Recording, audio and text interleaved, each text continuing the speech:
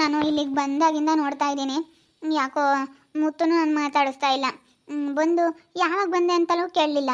ಸುಮ್ಮನೆ ಮುಖ ನೋಡಿ ಹಂಗೆ ಹೋಗ್ಬಿಟ್ಲು. ಬರ್ತಾಳೇನೋ, ನಾನೇ ಮಾತಾಡಿಸ್ತೀನಿ. ಬರೋದು ಬಂದ್ಬಿಟ್ಟಿದ್ದೀನಿ, ಇನ್ನೇನು ಮಾಡೋದು. ನಾನು ಫೋನ್ ಆದರೂ ಮಾಡ್ಕೊಂಬರ್ಲಿಲ್ಲ. ಇವ್ರಿಂಥ ಸಮಸ್ಯೆಗಳಿದ್ದಾರೆ ಅಂತ ನನಗೇನು ಗೊತ್ತು. ಹೆಂಗೋ ಮನೆ ತಾಗೆ ಚೆನ್ನಾಗಿರ್ತಾರೆ ಬಿಡು, ಬಂದು ಮಾತಾಡಿಸ್ಕೊಂಡು ಚೆನ್ನಾಗಿರ್ಬೋದು ಅಂತ ಬಂದೆ. ಆದರೆ ಈ ರೀತಿ ಆಗುತ್ತೆ ಅಂತ ಅಂದ್ಕೊಂಡೇ ಇರಲಿಲ್ಲ. ಇದೇನಪ್ಪ ಇದು, ಇವಳು ನೋಡಿದ್ರೆ ಹಿಂಗೆ ಇದ್ದಾಳೆ, ಬಂದ್ರೂ ಮಾತಾಡಿಸ್ತಾನೇ ಇಲ್ಲ. ಯಾರ ಮನೆಗಾದರೂ ಬಂದಿದ್ದೀವಿ ಅಂತಂದರೆ ಅವರು ನಮಗೆ ಇಷ್ಟಪಟ್ಟು ಒಳ್ಳೆ ಮನಸ್ಸಿಂದ ಮಾತಾಡ್ಸಿದ್ರೆ, ಖುಷಿಯಾಗಿ ಮಾತಾಡ್ಸಿದ್ರೆ ನಮಗೂ ಇರೋದಕ್ಕೆ ಖುಷಿ ಆಗುತ್ತೆ. ಮಾತಾಡಿಸ್ಲಿಲ್ಲ ಅಂತಂದರೆ ಯಾಕಾದರೂ ಬಂದ್ವಪ್ಪ ಒಬ್ರು ಮನೆಗೆ ಅಂತ ಅನಿಸುತ್ತೆ. ಇವಾಗ ನನಗೆ ಹಂಗೆ ಅನ್ನಿಸ್ತಾ ಇರೋದು. ನಾನು ಇಲ್ಲಿ ಬಂದು ಕೂತ್ಕೊಂಡಿದ್ದೀನಿ, ಹೊರ ಕೂತ್ಕೊಂಡಿದ್ದೆ, ಯಾವಾಗ ಬಂದೆ ಅಂತಲೂ ಅನ್ನಲಿಲ್ಲ. ನಾನು ಒಳಗೆ ಹೋದ್ರೆ ಏನಾದರೂ ಒಳಗೆ ಬಂದರೆ ಏನಾದರೂ ಮಾತಾಡಿಸ್ತಾಳ ಅಂತ ಒಳಗೆ ಬರ್ತೀನಿ, ಒಳಗೆ ಬಂದರೂ ಮಾತಾಡಿಸ್ತಾ ಇಲ್ಲ. ನಾನು ಹೊರಗೆ ಕೂತ್ಕೊಂಡಿದ್ದೆ, ಎಷ್ಟೋ ಹೊತ್ತು ಗಂಟೆ ಒಳಗೆ ಕರೀತಾರೇನೋ ಅಂತ. ಬಂದು ಬೀಗ ತೆಗ್ದು ಅತ್ತೆ ಸೊಸೆ ಇಬ್ಬರು ಒಳಗೆ ಬಂದರು, ಇಬ್ಬರು ಮಾತಾಡಿಸ್ಲಿಲ್ಲ. ಇದು ಯಾಕಪ್ಪ ಇದು ಹಿಂಗೆ? ಇವಳು ಯಾಕಾದರೂ ಬಂದಪ್ಪ ಇಲ್ಲಿಗೆ? ನಮ್ಮ ಸಮಸ್ಯೆ ನಮಗೆ, ನಾವೇ ಇವಾಗ ತುಂಬ ಕಷ್ಟದಲ್ಲಿದ್ದೀವಿ ಅಂಥದ್ರಲ್ಲಿ ಇವಳು ಬೇರೆ ಬಂದಿದ್ದಾಳೆ. ಇವಳು ಗೋಳಿ ಯಾರು ಕೇಳ್ತಾರಪ್ಪ? ಅಯ್ಯೋ, ನಾನು ಮಾತಾಡ್ಸೇ ಇಲ್ಲ ಆವಾಗಿಂದನ. ಹೋಗ್ತಾಳತ್ಲಾಗೆ ಅಂತಂದರೆ ನಮ್ಮ ಮನೆಗೆ ಬಂದಿದ್ದಾಳೋ ಏನೋ, ಹೋಗ್ತಾಳ ಅಂತ ಹೇಳಿ ನಾನು ಮಾತಾಡಿಸ್ಲಿಲ್ಲ. ಹೋಗ್ತಾಳೆ ಅಂತಂದರೆ ಇಲ್ಲೇ ಕೂತ್ಕೊಂಡವಳೆ ಯಾಕನೋ. ಬಾ ಮತ್ತು ಕೂತ್ಕೋ. ಯಾಕೆ ನಾನು ಇಲ್ಲಿ ಬಂದ್ರೂ ನೀನು ಮಾತಾಡಿಸ್ಲೇ ಇಲ್ಲ? ಎಷ್ಟು ಚೆನ್ನಾಗಿ ನೀನು ಮಾತಾಡಿಸ್ತಾ ಇದ್ದವಳು, ಎಷ್ಟು ಚೆನ್ನಾಗಿ ಮಾತಾಡಿಸ್ತಿದ್ದೆ. ಜೀವಿತಕ್ಕ ಅಂತೇಳಿ ತುಂಬ ಚೆನ್ನಾಗಿ ಮಾತಾಡಿಸ್ತಾ ಇದ್ದೆ. ಯಾಕೆ ಇವಾಗ ಸಡನ್ನಾಗಿ ನೀನು ನಾನು ಮಾತಾಡಿಸ್ತಾನೆ ಇಲ್ಲ? ಅಯ್ಯೋ, ನಮ್ಮ ಕಷ್ಟ ನಮಗೆ ಏನು ಹೇಳಿ. ಇವಾಗ ಅವಳಿಗೆ ನಾನು ದುಡ್ಡು ಕೊಟ್ಟಿಲ್ಲ ಅಂತ ಪೊಲೀಸ್ ಕಂಪ್ಲೇಂಟ್ ಕೊಟ್ಟವಳೆ. ಈಗ ಪೊಲೀಸ್ನವ್ರು ಫೋನ್ ಮಾಡಿದ್ರು, ಈಗ ಬರ್ತೀವಿ, ಅರೆಸ್ಟ್ ಮಾಡ್ಕೊಂಡು ಹೋಗ್ತೀವಿ, ನೀವು ಅವ್ರಿಗೆ ದುಡ್ಡು ಕೊಟ್ಟಿಲ್ಲ ಅಂತ. ಬಂದು ಇವಾಗ ನನ್ನ ಅರೆಸ್ಟ್ ಮಾಡ್ಕೊಂಡು ಕರ್ಕೊಂಡು ಹೋಗ್ತಾರೆ. ಇವಾಗ ನಮ್ಮ ಅತ್ತೆ ನೋಡಿದ್ರೆ ಪಂಚಾಯತಿಗೆ ಹಾಕಿತ್ತು, ಅಲ್ಲಿ ನೋಡಿದ್ರೆ ಏನೂ ಆಗಲಿಲ್ಲ ಅವ್ರಿಗೆ. ಅದಕ್ಕೆ ಬಿಡ್ರಿ, ಕೊಡಲಿಲ್ಲ ಅಂದರೂ ಪರವಾಗಿಲ್ಲ, ಅವಳನ್ನೇನು 3 ಲಕ್ಷ ರೂಪಾಯಿ ಕೊಟ್ಟಿಲ್ಲ ಅಂತ ಇದು ಮಾಡಬೇಡ್ರಿ ಅಂತ ಅತ್ತೇನೂ ಹೇಳಿದ್ರು ಕೇಳಲಿಲ್ಲ. ನಾಳೆ ಪೊಲೀಸ್ನವ್ರಿಗೆ ಫೋನ್ ಮಾಡ್ಯಾವ್ರಿ. ಅವ್ರು ಅದಕ್ಕೆ ಏನು ಹೇಳಿದ್ರು ಗೊತ್ತಾ? ನೀವು ಅಮೌಂಟು ಏನು ಕೊಡ್ತೀವಿ ಅಂತ ಒಪ್ಕೊಂಡಿದ್ರಿ, ಅದನ್ನು ಕೊಡಬೇಕು, ಇಲ್ಲ ಅಂತಂದರೆ ಅವ್ರು ಮತ್ತೆ ಕಂಪ್ಲೇಂಟ್ ಕೊಟ್ಟವ್ರೆ ನಿಮ್ಮ ಮೇಲೆ, ಬಂದು ಇವಾಗ ಅರೆಸ್ಟ್ ಮಾಡ್ತೀವಿ ಅಂತ ಹೇಳಿದಾರೆ. ಏನು ಮಾಡಬೇಕು ಅಂತ ಗೊತ್ತಾಗ್ತಾ ಇಲ್ಲ ಜೀವಿತಕ್ಕ. ನಮ್ಮ ಸಮಸ್ಯೆಗೆ ನಾವು ಇದ್ದೀವಿ. ಇವಾಗ ನಿಂದೇನು ಕೇಳೋಣ ಹೇಳು, ನೀನು ಏನಕ್ಕೆ ಬಂದಿದ್ದೀಯಾ ಅಂತ ನಾನು ಏನು ಕೇಳೋಣ? ನಮ್ಮ ಸಮಸ್ಯೆ ಈಗ ನಾವು ಚೆನ್ನಾಗಿದ್ರೆ ತಾನೇ ಇನ್ನೊಬ್ರು ಸಮಸ್ಯೆಗಳಂತ ಈಗ ಏನಂತ ಕೇಳೋದು?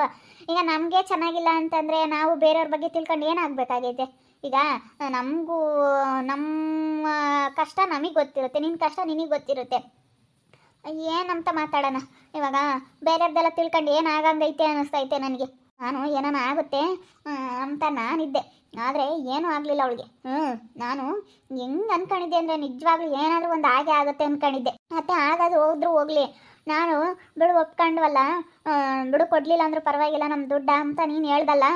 ಆದರೆ ಇದಕ್ಕಾದರೂ ಸುಮ್ಮನೆ ಆಗ್ತಾಳೆ, ನನ್ನ ಅರೆಸ್ಟ್ ಮಾಡಿಸಲ್ಲ, ಪೊಲೀಸ್ನವ್ರಿಗೆ ಫೋನ್ ಮಾಡಿ ಅಂತ ಅಂದ್ಕೊಂಡಿದ್ದೆ. ಅಲ್ಲೇ ಫೋನ್ ಮಾಡಿ ಹೇಳಿ ಕಂಪ್ಲೇಂಟ್ ಮಾಡಿ ಇವಾಗ ಅರೆಸ್ಟ್ ಮಾಡ್ಕೊಂಡು ಹೋಗಿ ಬರ್ತೀವಿ ಅಂತ ಹೇಳಿದ್ರು. ಇವಾಗ ಇನ್ನೂ ಫೋನ್ ಬಂದಿತ್ತು ಕಣಕ್ಕೆ. ಏನು ಮಾಡೋದು ಅನ್ನಿಸ್ಬಿಟ್ಟೈತೆ ನನಗೆ. ಅಯ್ಯೋ, ನಾನು ಎಂಥ ಕೆಲಸ ಮಾಡ್ಕೊಂಡಪ್ಪ, ನಾನು ಯಾಕಂದ್ರೆ ಇಲ್ಲಿ ಬಂದಪ್ಪ ಅನ್ನಿಸ್ತೈತೆ. ಏನಮ್ಮ ಜೀವಿತ, ಯಾಕೆ ಬಂದಿದ್ದೀಯಾ? ಏನಿಲ್ಲ, ನಾನು ಸುಮ್ಮನೆ ಬಂದೆ. ಇಲ್ಲ ಮತ್ತೆ ಎದುರಿಗೂ ನಮ್ಮ ಅಜ್ಜಿ ಎದುರಿಗೂ ಬಂದೋಗ ನಿಮ್ಮ ಮನೆಗೆ ಅಂತ ಬಂದೆ ಕಣಕ್ಕ. ಪಾಪ ನಿಮ್ಮ ಸಮಸ್ಯೆಗೆ ನೀವಿದ್ರೆ ನಂದೇನು ಹೇಳ್ಕೊಂಬನ ಬಿಡು. ಈಗ ನಾವು ಚೆನ್ನಾಗಿದ್ದರೆ ಇನ್ನೊಬ್ರು ಕಷ್ಟ ಕೇಳ್ಬೋದಮ್ಮ. ನಾವೇ ಕಷ್ಟ ಆಗಿದ್ದೀವಿ ಅಂತಂದರೆ ನಾವು ಇನ್ನೊಬ್ರು ಸಮಸ್ಯೆ ತಿಳ್ಕೊಂಡು ಏನಾಗಂಗೈತೆ ಹೇಳು? ಇವಾಗ ಏನಾದ್ರೂ ನಮ್ಮ ಕೈ ಸಹಾಯ ಮಾಡಂಗಿದ್ರೆ ಮಾತ್ರ ನಿನ್ನ ಸಮಸ್ಯೆ ಏನು ಅಂತ ತಿಳ್ಕೊಬೋದು. ನಮ್ಮ ಕೈಲಿ ಏನು ಇವತ್ತು ನಿನಗೆ ಸಹಾಯ ಮಾಡೋಕ್ಕಾಗಲ್ಲ ಅಂದರೆ ನಿನ್ನ ಸಮಸ್ಯೆ ತಿಳ್ಕೊಂಡು ನಾವು ಇವಾಗ ಏನು ಮಾಡಂಗಿದ್ದೀವಿ? ನಮ್ಮ ಸಮಸ್ಯೆನೇ ನಾವು ಬಗೆಹರಿಸ್ಕೊಂಬಕ್ಕಾಗ್ತಾ ಇಲ್ಲ. ಏನಾನ ಮಾಡತ್ತೆ, 3 ಲಕ್ಷ ರೂಪಾಯಿ ದುಡ್ಡೆಲ್ಲ ನಾವು ಒಂದ್ಸತ್ತೆ ಯಾರ ತಗಾನ ಇಸ್ಕೊಂಬರತ್ತೆ ಪ್ಲೀಸ್. ದುಡ್ಡು ಕೊಟ್ಟಿದ್ದಲ್ಲ ಜೀವಿತಗೆ 30,000ನ 50,000ನ ಇಸ್ಕಾದನ. ಇದು ಒಳ್ಳೆ ಸಮಸ್ಯೆ ಆಯ್ತಲ್ಲಪ್ಪ ಇವಾಗ. ಸರಿಯಾಗಿ ತಗ್ಲಕ್ಕೆ ಬಿಟ್ಟೆ ಬಂದು ಸುಮ್ಮನಿದ್ರು ಇರ್ಬೋದಾಗಿತ್ತು. ಅಯ್ಯೋ ದೇವ್ರೆ, ಈ ಎಂಥ ಕೆಲಸ ಮಾಡ್ಕೊಂಡೆ ನಾನು. ಹೌದು ಜೀವಿತಾಕ, ನಾವು ಇವಾಗ ತುಂಬ ಸಮಸ್ಯೆ ಆಗಿದ್ದೀವಿ. ನೀನು ನನ್ನ ಹತ್ರ ಇಸ್ಕೊಂಡಿದ್ದಲ್ಲ ಅಮೌಂಟು, ಅದನ್ನು ವಾಪಸ್ ತಿರುಗಿಸ್ಕೊಟ್ಬಿಡು. ಈಗ ಎಲ್ಲಾದ್ರೂ ಅಲ್ಲ 50,000 ಇಲ್ಲ 50,000 ಎಲ್ಲಾದ್ರೂ ಒಂದು 50,000 ಜೊತೆ ಮಾಡ್ಕೊಂಡು ಅವ್ರಿಗೆ 3 ಲಕ್ಷ ರೂಪಾಯಿ ದುಡ್ಡು ಕೊಡಲೇಬೇಕು. ಇಲ್ಲ ಅಂತಂದರೆ ನಾವು ಜೈಲಿಗೆ ಹೋಗ್ಬಿಡ್ತೀವಿ, ತುಂಬ ಕಷ್ಟದಲ್ಲಿದ್ದೀವಿ. ಅದಕ್ಕೇ ನೀನು ಅದನ್ನು ಅಮೌಂಟ್ ಇಸ್ಕೊಂಡಿರೋ ದುಡ್ಡ ವಾಪಸ್ ಕೊಟ್ಬಿಡು ಜೀವಿತಾಕ ಅಂತಾಗೇನೆ ಇಸ್ಕೊಂಬಂದು ಕೊಟ್ಟಿದ್ಲ ಅವತ್ತು. ಅದನ್ನು ಕೊಡು ಜೀವಿತ. ಇವಾಗ ಇನ್ನೊಬ್ರು ತಗನ ಕೇಳಿ ಏನು ಮಾಡೋಕ್ಕಾಗುತ್ತೆ, ಇನ್ನು ಅಡ್ಜಸ್ಟ್ ಮಾಡ್ತೀನಿ. ಇಲ್ಲಾಂದರೆ ಅವರು ಪೊಲೀಸು ಅದು ಇದು ಅಂತಾರೆ, ಕಂಪ್ಲೇಂಟ್ ಕೊಟ್ಟವಳಂತ ಈಗ ಬರ್ತೀವಿ ಅಂತ ಫೋನ್ ಮಾಡ್ಯವ್ರಂತೆ ಪೊಲೀಸ್ನವರು. ಅದಕ್ಕೇ ಅಯ್ಯೋ, ನೀವೆಂಥ ಸಮಯದಲ್ಲಿ ನನ್ನ ದುಡ್ಡು ವಾಪಸ್ ಕೇಳ್ತಾ ಇದ್ದೀರಾ? ನಾನು ಇವಾಗ ತುಂಬ ಕಷ್ಟದಲ್ಲಿದ್ದೀನಿ. ನೀವು ಕೊಟ್ಟಿರೋ ದುಡ್ಡು ಅಮೌಂಟು ನಾನು ತಿರುಗಿಸ್ಕೊಡ್ಬೇಕು ಅನ್ನೋದೇ ನನಗೂ ಇರೋದು. ಅವತ್ತು ನನ್ನ ಕಷ್ಟಕ್ಕೆ ಕೊಟ್ಟಿದ್ಯಾ ಮುತ್ತು, ಕೊಡಬೇಕು ಅನ್ನೋದೇ ಇರೋದು ನನಗೂ. ಆದರೂ ಏನು ಮಾಡಲಿ, ಇವತ್ತು ಕೊಡೋಂಥ ಪರಿಸ್ಥಿತಿಲಿ ಇಲ್ಲ ನಾನು. ಇವತ್ತು ಕಷ್ಟ ಅಂತಲೇ ನಾನು ಇಲ್ಲಿಗೆ ಬಂದಿರೋದು. ಈಗ ನಾನು ಸ್ವಾತಿನ ಮದುವೆ ಮಾಡ್ಕೊಂಡ್ವಾ, ನಮ್ಮ ಅಣ್ಣನಿಗೆ ಬಿಡು ಹೊಂದ್ಕೊಂಡು ಹೋಗ್ತಾಳೆ, ನಮ್ಮ ಮನೆಗೆ ಚೆನ್ನಾಗಿರ್ತಾಳೆ ಅಂತ. ಅವಳು ಎಂಥ ಕೆಲಸ ಮಾಡಿದ್ಲು ಗೊತ್ತೇ? ನಮ್ಮ ಅಣ್ಣನ ಕರ್ಕೊಂಡು ಬೇರೆ ಹೋದ್ಲು. 2 ಲಕ್ಷ ದುಡ್ಡು ನಮ್ಮಮ್ಮಯ್ಯ ಬಡ್ಡಿ ಇಸ್ಕೊಂಬಂದು, 10 ರೂಪಾಯಿ ಬಡ್ಡಿ ಹಂಗೆ ಇಸ್ಕೊಂಬಂದು ನಮ್ಮಮ್ಮಯ್ಯ ಇವತ್ತು ಒಂದು ಕಾಲ ಆಪ್ರೇಷನ್ ಮಾಡಿಸಿತ್ತು. ನನ್ನ ಮಗ ಹೆಂಡತಿ ಮಾತು ಕೇಳ್ಕೊಂಡು ಮನೆ ಬಿಟ್ಟು ಹೋಗಿ ಇವತ್ತು ಆ ದುಡ್ಡು ಸಾಲ ನಾನು ನಮ್ಮಮ್ಮ ತೀರಿಸ್ತಾ ಇದ್ದೀವಿ. ಬಡ್ಡಿ ದುಡ್ಡು ಕೊಡಲಿಲ್ಲ ಅಂತಂದರೆ ಬಡ್ಡಿ ಬಗ್ಗೆ ಬಂದು ಮನೆಗೆ ಬೀಗ ಹಾಕ್ತಾಳೆ. ಈ ರೀತಿ ಸಮಸ್ಯೆಗಳೈತೆ. ಅದಕ್ಕೇ ನಮ್ಮ ಮನೆಯಾಗಿದ್ದು ಬೋಲು ಸಮಸ್ಯೆ ಆಗ್ಬಿಟ್ಟೈತೆ ಸವಿತಕ್ಕ. ಅವತ್ತು ನಾನು ದುಡ್ಡೇ ಕೊಟ್ಟಿದ್ದೆ. ಪಾಪ ಕಷ್ಟ ಅಂತೇಳಿ ಫೋನ್ ಮಾಡೈತೆ ಜೀವಿತಕ್ಕ, ಹೋಗಿ ಬರ್ತೀನಿ ಅಂತ ಹೇಳಿ ಪಾಪ ಹೇಳಿ ನನಗೆ ಹೋಗಿದ್ಲು. ಇವತ್ತು ಎಷ್ಟು ಕಷ್ಟ ಆಗಿದ್ದಾಳೆ ಗೊತ್ತೇ? ಇವತ್ತು ನಮ್ಮ ಹುಡುಗ ನೋಡಿ ಅವನು ಇನ್ನೂ ಬರಲಿಲ್ಲ, ಎತ್ತೋದನ್ನ ಏನೋ ಅವನು ಬೇಜಾರು ಮಾಡ್ಕೊಂಡು. ನಾವು ಏನೋ ಅಂದ್ಕೊಂಡಿರ್ತೀವಿ, ಅದು ಏನೋ ಆಗುತ್ತೆ. ಅವಾಗ ಎಷ್ಟು ಬೇಜಾರಾಗುತ್ತೆ ಗೊತ್ತೇ ಮನಸ್ಸಿಗೆ. ನಾನು ಆ ದುಡ್ಡು ಇವತ್ತೇನಾದರೂ ಮಾಡಿ ಅವ್ರು ತಗೊಂಡಿರೋದು ಇಸ್ಕೋಬೇಕು ಅಂದ್ಕೊಂಡಿದ್ದೆ, ಆದರೆ ಅವ್ರು ತಾಂಡಿಲ್ಲ ಅಂತ ಹೇಳ್ತಾ ಇದ್ದಾರೆ. ಏನು ಮಾಡೋಕ್ಕಾಗಲ್ಲ, ಈಗ ಕಷ್ಟ ಅಂತ ಬಂದಮೇಲೆ ನಾವು ಹಂಗೆ ಅಡ್ಜಸ್ಟ್ ಮಾಡ್ಕೋಬೇಕು. ಅದನ್ನು ನೋಡಿ ಕೊಡಮ್ಮ, ನಾವು ಅವತ್ತು ನಿನ್ನ ಕಷ್ಟಕ್ಕೆ ಕೊಟ್ಟಿದ್ದೀವಿ, ಇವತ್ತು ನೀನು ನನಗೆ ತಿರುಗಿಸಿ ಕೊಡಬೇಕು. ಅವಳು ನೋಡಿ ಏನೂ ಆಗಲಿ, ಮತ್ತು ಯಾರು ತಗೊಂಡವ್ರೆ ದುಡ್ಡ, ಯಾರು ತಗೊಂಡವ್ರೆ ಏನೋ ಯಾರಿಗೆ ಗೊತ್ತು. ಅವಳಿಗೆ ಏನೂ ಆಗಲಿಲ್ಲ, ಅವನಿಗೂ ಏನೂ ಆಗಲಿಲ್ಲ. ನಾನು ದೇವ್ ಸತ್ಯ ಐತೆ ಏನಾದರೂ ಹಾಗೆ ಆಗುತ್ತೆ ಅಂತ ಅಂದ್ಕೊಂಡಿದ್ದೆ, ಆದರೆ ಏನೂ ಆಗಲಿಲ್ಲ. ಅಂದರೆ ಅವನು ಕೊಟ್ಟಿರೋ ದುಡ್ಡೇನೆ, ಅದು ಇನ್ನು ಬೇರೆ ಯಾರ್ದು ಅಲ್ಲ. ಆದ್ರೂ ಅವನು ಉತ್ಕೊಂಡವನೇ ಅಂತ ಅದು ಆಗಲೇಬೇಕಾಗಿತ್ತಲ್ಲ, ಅವನ ಹತ್ರನೇ ಇರೋದು ದುಡ್ಡು ಅಂತ ಆಗಬೇಕಾಗಿತ್ತಲ್ಲ. ನಂಗೆ ಹೇಳಿಲ್ಲ ಸುಮ್ಮನಿರತ್ತೆ. ಆ ದುಡ್ಡ ನೀವು ಅಲ್ಲಿ ತಗೊಂಬಂದಿಲ್ಲ ಅಂತ ಹೇಳಿ ಅಲ್ಲಿಗೆ ಬಂದು ಮುಟ್ಟಿಲ್ಲ, ಆ ದುಡ್ಡು ತಗೊಂಡಿಲ್ಲ, ನಮ್ಮ ಮನೆಗಳು ಇರೋದ ನನ್ನ ಹತ್ರ ಇರೋ ದುಡ್ಡು ತಗೊಂಡಿಲ್ಲ ಅಂತ ಹೇಳ್ರಿ ಅಂತ ಹೇಳ್ಬೇಕಾಗಿತ್ತು. ಹಂಗೆ ಹೇಳಿದ್ರು ಅವ್ರಿಗೆ ಹಂಗೆ ಹೇಳಿದ್ರೆ ಏನಾದರೂ ಒಂದು ಆಗೋದು ಅನಿಸುತ್ತೆ. ನಾನು ಏನೆಲ್ಲ ಹೇಳ್ಸಿದ್ನಲ್ಲ, ನನ್ನ ಬೀರ್ನಾಗಿರೋ ದುಡ್ಡು ತಾಂಡಿಲ್ಲ ಅಂತ. ಏನು ಮಾಡೋಣ? ಅಲ್ಲ ಅವನ ದುಡ್ಡೇನೆ, ಅದೇನೇನು ಬೇರೆ ಯಾರ್ದು ಅಲ್ಲ. ಅವನು ದುಡ್ಡು ಕೊಟ್ಟಿರೋ ದುಡ್ಡು ಅವನು ದುಡ್ಡಿಲ್ಲ ಅಂತಂದಿದ್ರೆ ಇವತ್ತು ನಮ್ಮ ಮನೆನೇ ಅಲ್ಲ, ಅವನದೇ ನಮ್ಗೆ ಆದಾಯ ಇದ್ದಿದ್ದು. ಆದ್ರೂ ಇವತ್ತು ನಮ್ಮ ದುಡ್ಡು ಅಮ್ಮಂಗೆ ನಾವು ಇಕ್ಕೊಂಡಿದ್ವಿ. ನಾವು ಎಷ್ಟು ಕಷ್ಟಪಟ್ಟು ಅವ್ನು ಓದಿಸಿದ್ವಿ ಹೇಳ್ರಾಜಮ್ಮ ನೀನೇನೆ. ನಮ್ಮ ನಾಳೆ ದಿನ ನೋಡ್ಕೊಂತಾರೆ ಅಂತ ತಾನೇ ನಾವು ಮಕ್ಕಳು ಮರಿ ಅಂತೇಳಿ ಕಷ್ಟ ಬಿದ್ದು ಸಾಕೋದು, ಅವ್ರಿಗೆ ಬೇಕಾಗಿರೋದು ಕೊಡ್ಸೋದು, ಓದಿಸೋದು ಎಷ್ಟು ಕಷ್ಟ ಇರುತ್ತೆ. ನಾವು ಒಟ್ಟು ಸಾಕಿ ಬೆಳೆಸಿರ್ತೀವಲ್ಲ, ಓದಿಸಿರ್ತೀವಲ್ಲ, ಕೊಡ್ಬೇಕಮ್ಮ. ತಂದೆ ತಾಯಿ ಕೊಡ್ದಲೆ ಮತ್ತೆ ಇನ್ಯಾರಿಗೆ ಕೊಡ್ತಾರೆ? ಇಂಥ ಸಮಸ್ಯೆಗಿದ್ದೀವಿ. ಜೀವಿತ ಬೇರೆ ಬಂದವಳೆ.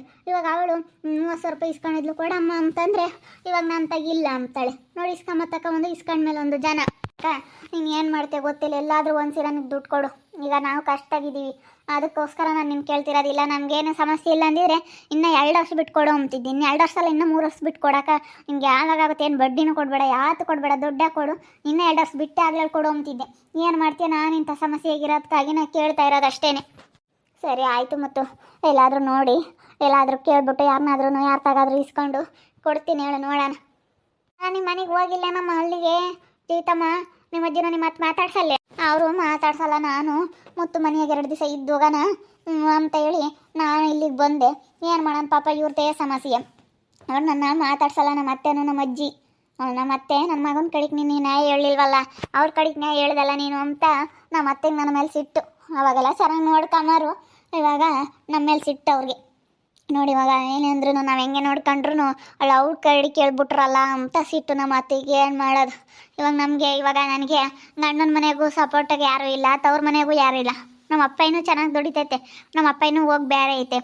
ಇವಳು ಸ್ವಾತಿಯಿಂದನ ನಮ್ಮ ಮನೆಯೇ ಹಾಳಾಯಿತು. ಈ ಸ್ವಾತಿಯಿಂದನ ನಮ್ಮ ಮನೆಗೆ ಅಷ್ಟು ಇಲ್ಲದ್ದೆಲ್ಲ ಸಮಸ್ಯೆಗಳಾಯಿತು. ಇಲ್ಲೂ ಸಮಸ್ಯೆಗಳೆಲ್ಲ ನಾವು ತಂದ್ಕೊಂಡ್ವಿ. ಹಂಗೆ ಕೊಟ್ಬಿಡಕ್ಕ, ನೀನು ಕೊಟ್ಟರೆ ಹೆಂಗೋ ಆಗುತ್ತೆ, ನಾವು ಸ್ವಲ್ಪ ಹೆಂಗೋ ಹೊಂದಿಸ್ತೀವಿ ಅತ್ಲಾಗೆ. ಏನು ಮಾಡೋದು? ಪೊಲೀಸ್ನವ್ರಿಗೆ ಬತ್ತಿ ಅಂತ ಫೋನ್ ಮಾಡವ್ರೆ. ಏನು ಮಾಡೋದಪ್ಪ ಅನ್ನಿಸ್ಬಿಟ್ಟೈತೆ ನನಗಂತೂ. ಹೋಗತ್ತ ನೋಡಿದ್ರಲ್ಲ ವೀಕ್ಷಕರೇ, ನಾನು ಬರೋದು ಬಂದುಬಿಟ್ಟೆ. ಆದರೆ ಇವಾಗ ಬಂದು ಸರಿ ಯಾಕೆ ತಗೊಳಕಂಡಂಗಾಯ್ತು ಇಲ್ಲಿಗೆ. ಯಾಕಾದ್ರೂ ಬಂದು ಅನ್ನಿಸ್ತೈತೆ ನನಗೆ. ಸುಮ್ಮನೆ ಅಲ್ಲೇ ಇದ್ದಿದ್ರು ಇರ್ಬೋದಾಗಿತ್ತು. ಏನು ನಾನು ಊಟಕ್ಕೆಲ್ಲ ಲೆಕ್ಕ ಹಾಕೊಂಡು ಹೋಗಿ ಹೆಂಗೆ ಅವ್ರ ಮನೆ 1-2 ದಿವಸ ಇದ್ದರೆ ಊಟದ ಖರ್ಚೆಲ್ಲ ಉಳಿಯುತ್ತಲ್ಲಪ್ಪ, ಮನೆಯಾಗೆಲ್ಲ ರೇಷನ್ ಎಲ್ಲ ಉಳಿಯುತ್ತೆ ಅಂತ ಅಂದ್ಕೊಂಡು ಊಟದ ಖರ್ಚು ಉಳಿಸೋಕೆ ಹೋಗಿ ಬಂದೆ. ಆದರೆ ಇಲ್ಲಿ ನೋಡಿದ್ರೆ ಇಂಥದಕ್ಕೆ ತಗೊಳಕ್ಕೆ ಬಿಟ್ಟು ಇವಾಗ ದುಡ್ಡು ಕೊಡು ಅಂತ ಕೂತ್ಕೊಂಡವ್ರು. ಎಲ್ಲಿಂದ ತಗೊಂಬಂದು ಕೊಡ್ಲಪ್ಪ ನಾನು ದುಡ್ಡ? ಇವಾಗ ಇದು ಒಳ್ಳೆಯ ಸಮಸ್ಯೆ ಆಯ್ತಲ್ಲ. ಅಯ್ಯೋ ದೇವ್ರೆ. ನೋಡ್ತಾ ಇರಿ, ನೆನೆನಾಗ್ಬೋದಂತ ಮುಂದಿನ ಭಾಗದಲ್ಲಿ ನೋಡ್ತಾ ಇರಿ. ಹಾಗೆ ವಿಡಿಯೋ ಬಗ್ಗೆ ನಿಮ್ಮ ಒಬ್ಬಿಟ್ಟನ್ನ ಕಮೆಂಟ್ ಮಾಡಿ. ಹಾಗೆ ವಿಡಿಯೋ ಇಷ್ಟ ಆಗಿದ್ದರೆ ಲೈಕ್ ಮಾಡಿ, ಶೇರ್ ಮಾಡಿ.